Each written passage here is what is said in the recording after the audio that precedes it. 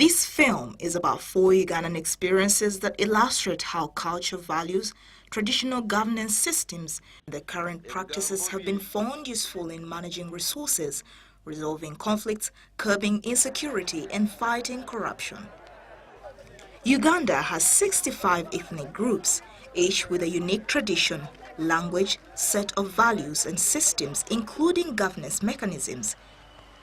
In the pre-colonial period, these groups were managed by institutions headed by kings, chiefs, clan leaders and councils of elders, many still in existence today. In 1966, cultural institutions were abolished and pushed to the periphery of national governance as state systems and actors took over their political and economic functions. In the last 2 decades, however, new challenges have encouraged us to reconsider the value of cultural institutions and their influence on community perceptions, values, and attitudes in respect to governance. In this film, we invite you to reflect on the contribution that our traditional governance systems can make to enhance our governance as a nation.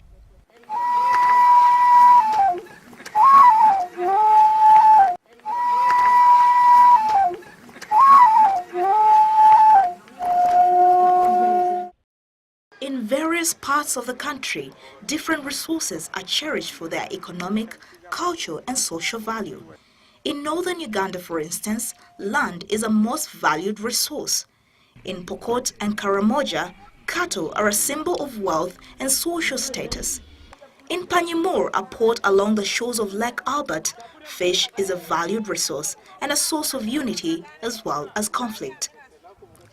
In pre-colonial times, these resources were managed by institutions that defined access and ownership rights, resolved conflicts, handled security, and ensured a measure of public accountability.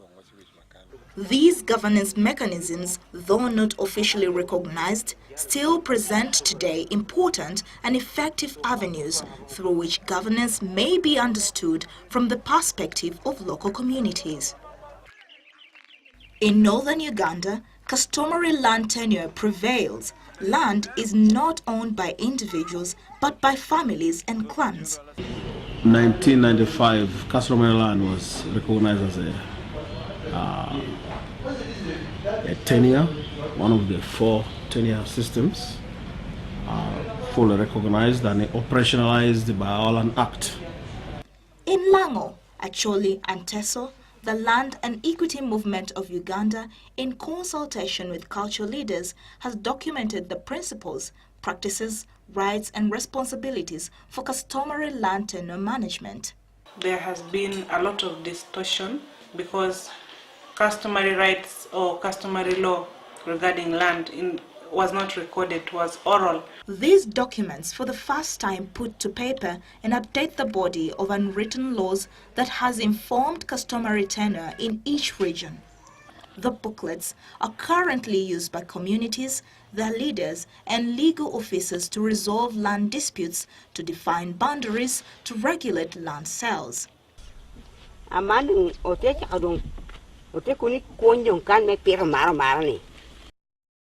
We have promoted or campaigned on making it more difficult for a land grabber to encroach onto your land by planting physical trees and drawing maps.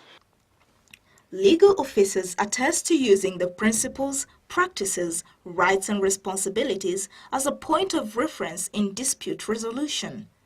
Actually, with this book coming into force, I see a big change coming up, especially when the community is made aware. I see that there will be a great change. It is going to be useful for all, for the women, if you like, who will now say, where is it written that I don't have rights to land? It's also going to be useful for government when they're writing policies or writing laws. They now have something written down.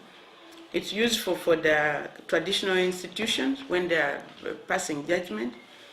In Lango, the books are actually also being used in the courts of law. The magistrates are making reference into this book to pass judgments on land under customary tenure. When the survival of a community revolves around a single resource, its careful management is essential. In Pokot, a traditional court, the Kokwo meets daily and plays an important role in managing issues and resolving conflict related to cattle. Then solving issues now like dispute between maybe if somebody has a cow, has stolen your cow, that's the Council of Elders also will come. They will sit down and then they will resolve the problem just there and there. Wanafanya kukwa, alafu sasa wanafata wenye waizi wale wametoa hizo ng'ombe ndio wamefanya hizo ng'ombe zao sifanye nini? Siende. Yaani raia wanaonanga waizi hawa kama government nafata wanatoroka. Wanaona afadhali hao wenyewe waende individual wenyewe waende waongeleshe wazazi ya hiyo watoto. Kwa vile lazima wanawajua wanaenda ongelesha hiyo watoto. Alafu sasa wazazi alafu wazazi hiyo ndio wanaona kenye watafanya. Nekisidi wenyewe wanafanya kama government, wanaenda kwa boma, wanashika hizo mang'ombe ya huyo mtoto ya mzee fulani ila ameiba. Local government officials also recognize the value of traditional courts and refer some civil cases to the Kokwo for resolution. Kwa kukua ya nyumbani, hiyo pia inakuanga rahisi kwa vile hawa pia ni wazee, ile wakifanya yao inakubalika, inasikika. Na kama unaona wenyewe hapa wenyewe huwa ikisinda unaona wenyewe wanapitisha mti hapa kwa polisi. It's more of traditional court, but again the situation where we come in as their representatives on the side of the government to witness, just to witness. You find there are some other conflicts which demands more people to come to get involved, like those of RDCs, like those of MPs. So it depends to which level of conflicts is it. In Panyimur in West Nile, the community widely respects the cultural leaders who use their influence to keep peace and order. We found that there was a lot of insecurity, more especially on Lake Albert. And when you see this Lake Albert, for us in Panyimur sub-county, we take it as it has some attachment with the traditional leaders here. We started realizing that there was a lot of stealing of fishing gears. Those people go with the pangas, bows and arrows to go and steal. A council of elders headed by the paramount chief is involved in curbing insecurity associated with fishing activities using traditional rituals. Kalma eni utie ikabedo midwar.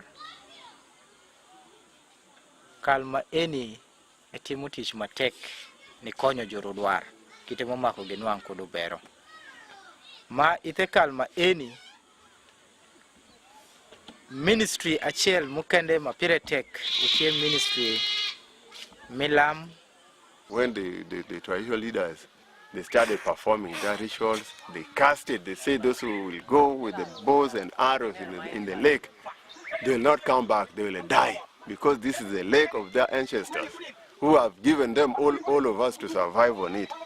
Since he's a traditional cultural leader in the community and the people have big trust in him, whenever he comes into a problem, whether if it is serious or not, people tend to listen to him more easily.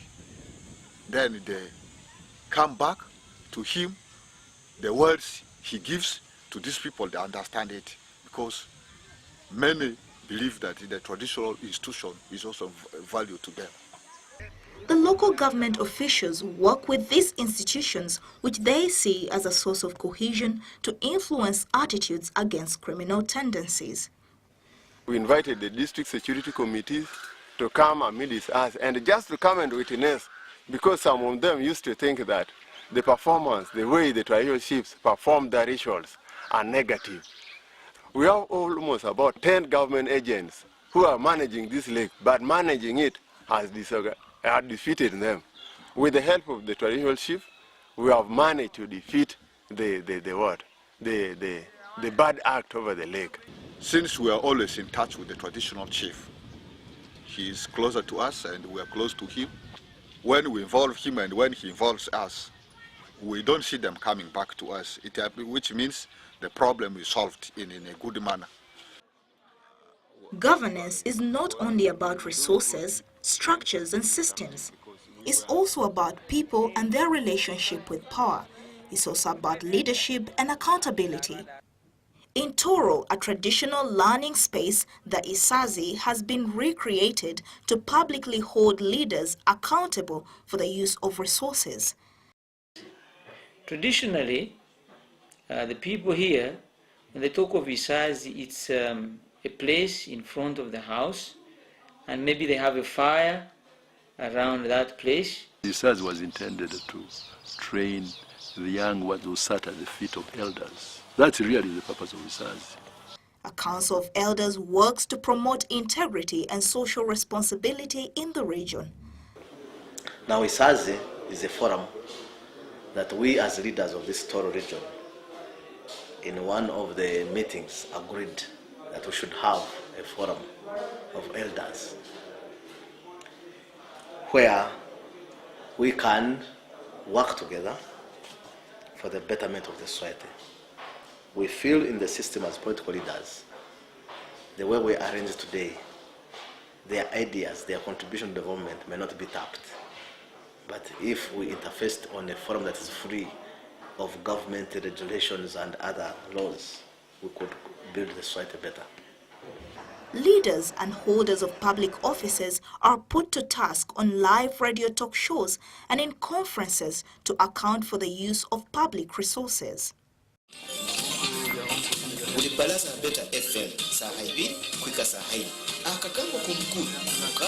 Hello?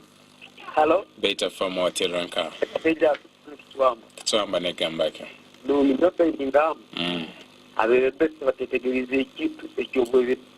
Okay. It's the same thing that I'm seeing now with the radio program that Isazi is running, where I have seen many young people calling into the station wanting to talk to the elders. The Isazi, they come with a program, come in with a program, yabire negamba, kick ekiremeseze, ebyobwomezi here in Toro, kugenda kurungi mumaiso. We don't know what is happening.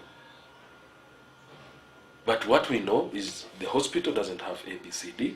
What we know, the roads are not there. What we know, the students in school are sitting on 4 people on one bench or something. What we know, there are no good facilities in our schools and whatever. They are demanding for those things, and they want to know.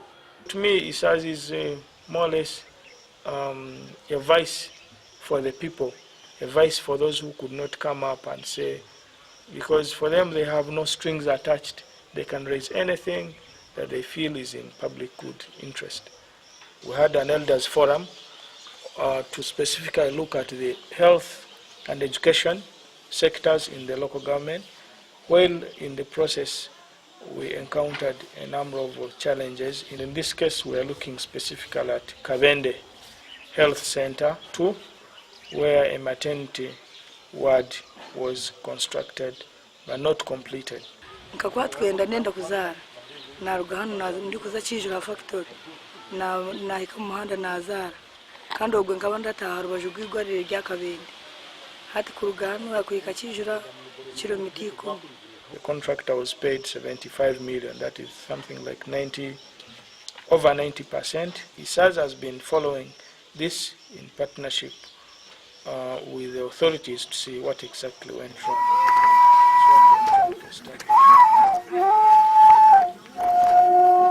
These systems, though recognized as relevant and effective, are however not without challenges. Cultural institutions tend to be most effective in largely homogeneous communities and may not sufficiently accommodate the diversity that comes with mobility, intermarriage, and exposure. In addition, their strength in using traditional methods and knowledge may not always equip them to deal with contemporary development challenges.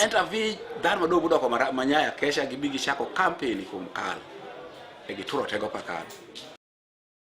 Sometimes you hear people say, "Oh, so and so is 80 years old. What can he say? He's expired. He doesn't have any ideas to give." In most cases, women are excluded from traditional decision-making positions and processes.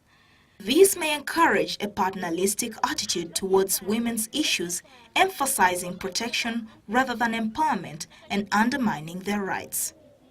There has been a distortion to the extent that people say that customary tenure maybe does not allow women to own land. I can come up if I want to, I can say this is my customary law, this is my culture. If you stood up and told these Pokot men that now we don't want you to marry 3 women or 2 women, definitely that one will be an issue of Kokwa. They will say now this church has come again differently from the way we knew. Because you'll find an old man will come and approach you, Emily, when you are 15 years and he says, I've paid 40 cows, then you are pushed. Cultural institutions do not work in isolation, but there is a lack of synergy between the traditional and state governance systems. This may be attributed to differing worldviews and values, which may undermine authority on both sides. They are instituting a punishment which is grievous. Then we probe a question to them. You have proposed that this and this has taken place. But again, on the other side, mind you, we are part and parcel of some other laws of this country. And we wouldn't like you to enter into problems tomorrow because we are part of it, although we have our own. But if somebody comes in the other corner with them, with those other laws, we might be in problems. Then they begin to say, I think that is also true. Certain things are seen as foreign. The DC comes, or district commissioner comes, he talks. When he goes back, another meeting again is started by the Pokot to review and to ignore what they have just brought. An elder like Aramtori who was here is more respected than the president. This has happened. The mainstream politicians, some of them, not all of them, they have sometimes said to the population, don't follow those people. You have politicians, mainstream politicians on one side, and you have us on the other hand. We are really apolitical. And this is the period of political activity, beginning to join the hustings, elections and so on, campaigns and so on. So they feel that this Isazi is beginning to capture part of their followers. That's why they feel a little threatened. Popular dissatisfaction with statutory mechanisms, which are seen as commercialized, lengthy, partial and foreign, compels communities to seek alternative avenues for redress. The magistrate is not there in this community, and more particularly in Amudat. But still, we could use the same magistrate of Nakapiprit. Even the one of Nakapiprit came of recent. It used not to be there. It used to be Moroto.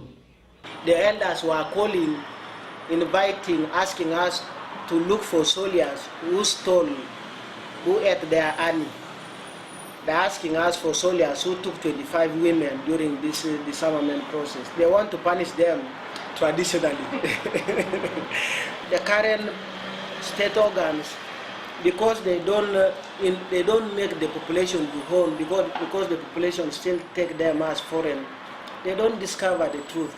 Those who are being punished, detained for long, and really innocent people, because there is no ownership.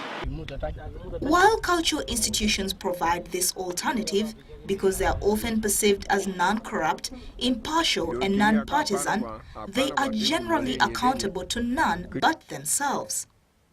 Last year, some 4 cases were conducted in my place where wizards, those who are taken as wizards, were hung last year. And in some cases, meetings were not handled well.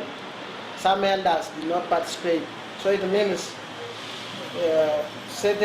some people can be condemned in a rush.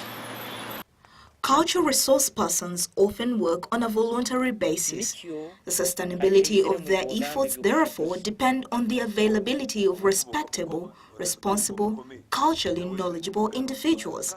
The elders are willing to offer their time. They're very generous. I meet with these men. Some of them who can, they pay for their own transport. They come and they spend time there without salary, without any stipend, without any allowance, which is something among the young people today is very difficult. Limited resources may, however, expose cultural leaders to intimidation by the rich and the powerful. We have no office. We currently depend on occasional sporadic donations that are given by people who value the Isazi. There is a lot that it wants to do. It doesn't have these resources. It has to depend on the public to contribute, and for which the public has tried to contribute. Some of all these dialogues, the public has contributed, by the way.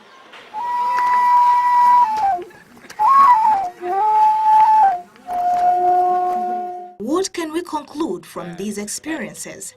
It is clear that traditional structures, mechanisms, and values are resilient and provide an alternative avenue for local communities to organize themselves and manage their resources. Nituhura abagenzi baita bakabarore bo abagurusi batandikire ekitebe ekiabo kirkwetwa Isazi bagenzi baita abarwebisengo nabo bayina ekitebe ekirkwetwa komi. The kind of comments you hear from the community are, please, we need more. We need more, we need more, keep on, keep on.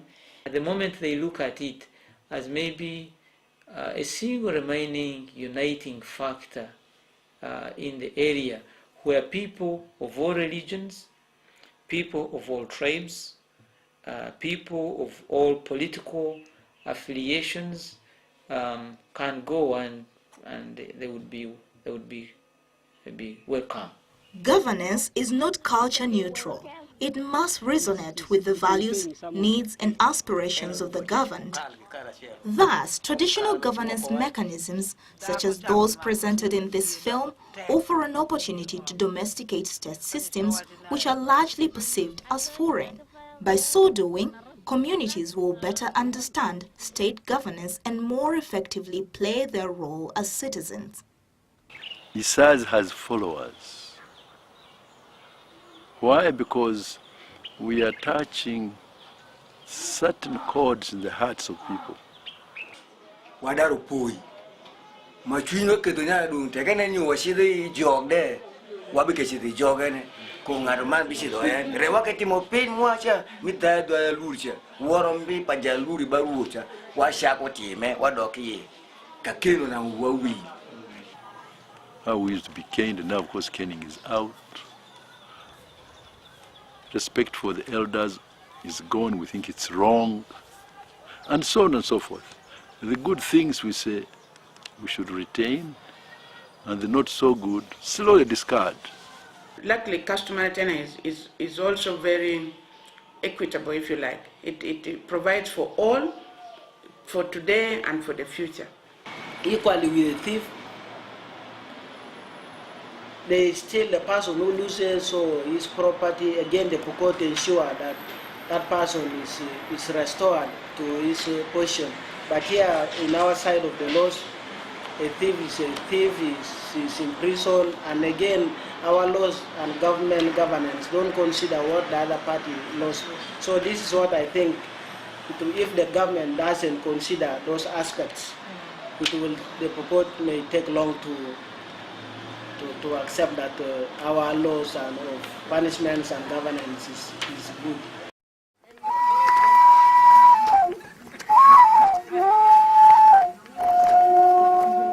synergy between traditional and state-inspired perceptions of justice is imperative for conflict to be resolved conclusively. Our traditional chief, he has come up very many times to come up openly to give his view about the issue of corruption in the sub-county. I see also, because of his influence, the sub-county is doing fairly okay, because he's always in touch with the local government authorities. They handle up with that problem together. I'm seeing some good thing. If the clan has a face, then you could hold them accountable more. You could also link them to the state system, especially for dispute resolution. If they passed a bad judgment, then the magistrates could directly, deal with them as a person, not as the clan. Lemu has been saying all along is harmonize the two systems. We cannot continue parallel systems anymore with the state and the customary, and some of them contradicting, and either contradicting or just different. A common understanding of different governance mechanisms also requires a change of attitude and the recognition of the strengths that both systems present. It may demand acquiring new knowledge on rights and democracy on the part of cultural leaders and accepting and working with traditional knowledge on the part of local government. How to make these laws to be open by them, to sensitize them is one step. Two is to use laws which are more applicable to them. We begin from there. And then three is really to use certain common senses. Most of our method of work is really more of artificial and not appealing to their moral and humanness. So their public meetings are done under trace. So it means for us to let them know that court is public. We have to do more court hearings under trace. I think maybe the biggest success we can claim is forcing policymakers and anybody who cares to listen not to ignore customary tenure. In the past, you mentioned customary tenure and the next word would be it's communally owned, it is bad for growth, it is against women. End of the story. Codification and documentation of traditional law would also be useful as a point of reference for legal practice and harmonization with state law. The Iteso Cultural Union tells Lemu that the book made the institution to be more relevant to the people of Teso, because the book was addressing the questions that many people were asking. The women were asking, what are our rights? Everyone, the heads of household were asking, what are our rights? But the book has documented from the position of the Teso people, it documents what the rights of the different people are. It is in both government and Pokot interest for these things to be documented. And once the government appreciates that this is something good, then they incorporate in their laws, and it becomes easy. The Pokot will take it as their laws. Cultural institutions can contribute to a more legitimate and accountable exercise of power to the benefit of all citizens. Cultural institutions can then continue to provide important spaces for civic action in tune with vital cultural values that can inform the future of this nation.